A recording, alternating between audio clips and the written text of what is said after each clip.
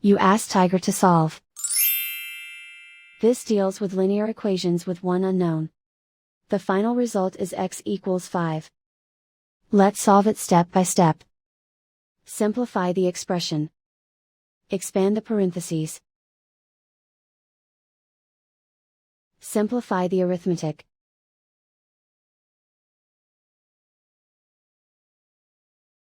Group all constants on the right side of the equation. Add 84 to both sides. Simplify the arithmetic.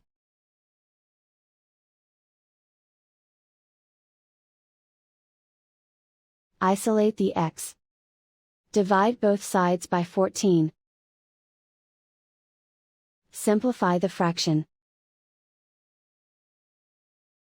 Find the greatest common factor of the numerator and denominator.